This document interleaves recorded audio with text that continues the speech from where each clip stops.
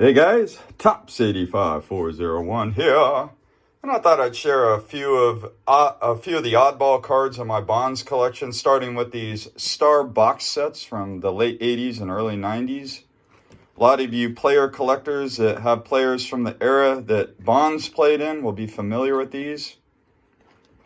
They were distributed in complete sets. They're not that expensive, but they're really cool.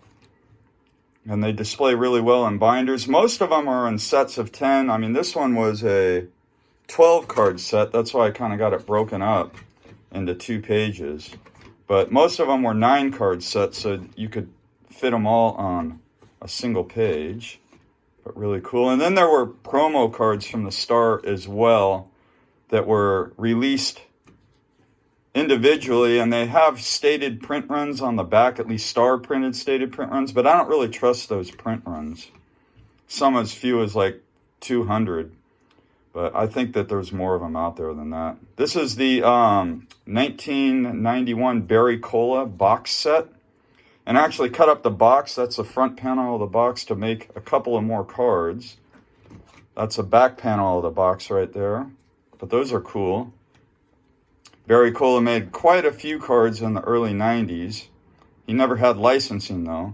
These are like from playing decks, playing cards. A deck of cards that you play poker or something. That's actually a Pacific card that kind of looks like a playing card that I put in this binder. That's the back.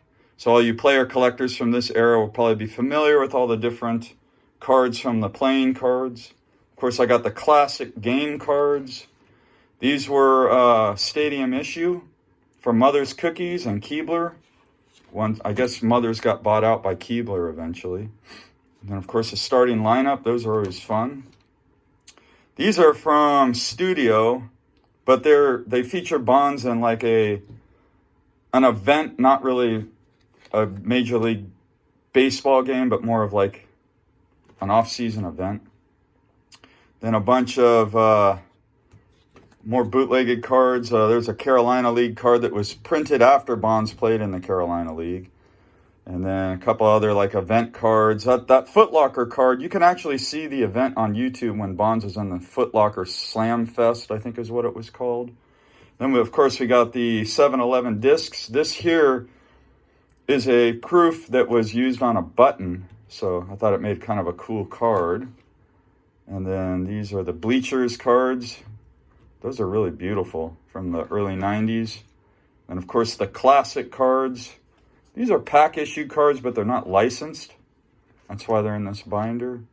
More of the Bleachers promos. There's 9 variations of this card. I have 4 of them. And then when Bonds was with Arizona, they actually made 2 versions of that card. That's why I have 2 of them in here. Then a bunch more like garage cards, I call them, and non-issued cards. Like that probably came out of a magazine there. That's another actually Berry Cola card right there. And more non-licensed cards, phone cards. If you guys collect players from the 90s, you'll be very familiar with all the different phone cards. If you're not familiar with a phone card, Google it, and you'll learn all about what phone cards were in the 90s. These came from the Card Savers. When you got a box of Card Savers, they give you some cards. Those all have Bonds. Food issue cards, like from Post Cereal. Those 2 aren't food issue, but the rest are. More food issue, Jimmy Dean, like those ones quite a bit. Duracell battery, that's kind of a funny card. Some magazine cutouts, Sports Illustrated for kids. So all kinds of cool stuff in here. Pepsi, sunflower seeds, Tombstone pizza, all kinds of cool stuff here. That one is cool. That I don't really know what that card is from, but it's cool. It's almost like an advertisement. Let me see. There's the back. It's a really cool card. And then the Panini stickers. These aren't too oddball. Go through those pretty quick. And the MLB Showdown cards, those are the inexpensive ones I put in my binder. This is some other game. I'm not exactly sure what game that's from, but got both the Bonds cards from that. More food issues, the King Bee discs. And then this one right here is from Oscar Mayer. So those are all cool. More just like the Ball Street. Just interesting. I mean, some of these cards had to have been printed in somebody's garage. These came from Cracker Jack. Right there. Cracker Jack cards. And more promotional cards. That one probably came out of a magazine. I'm not sure. And then some of these cards are like multiplayer cards that are from mainstream products. These are those stickers from Topps and O-Pee-Chee where they had like multiple variations depending on who's on the front and back. So there's a bunch of those.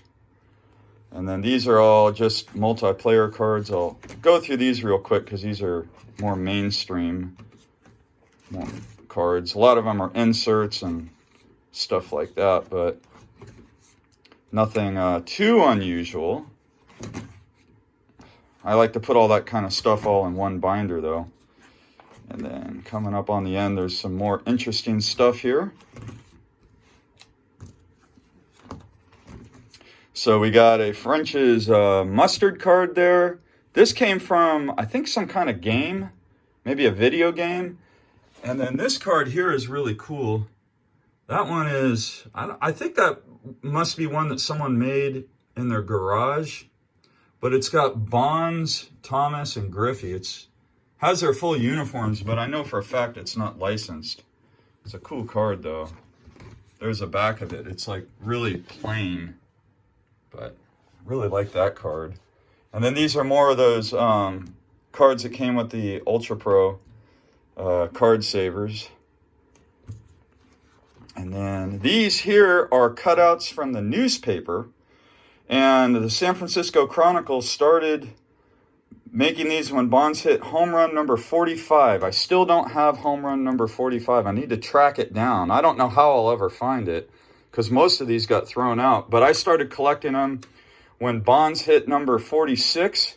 I was missing number 47, and I found it on eBay probably about 5 years ago. So the ones I originally had was 46 through 73, with the exception of two more that I was able to pick up, and I'll show you those two.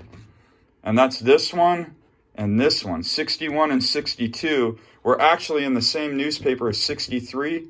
And when I cut out 63, I didn't see these two because Bonds had hit 3 homers in the same game in Colorado. So I was able to add these two and number 47, but I haven't found number 45 yet. But once I do, I'll have the whole cutout set. It's just kind of cool. You just don't see something you don't see every day. So that's it for all my kind of oddball, food issue, non-mainstream, multiplayer cards. Just thought I'd share this so all you player collectors from the era of the late 80s through the early 2000s, if you have players that played in that era, kind of give you ideas on what is out there to collect. And for entertainment for other people that just want to check out what I have. All right, guys, thanks so much for tuning in. And until next time, as always, happy collecting.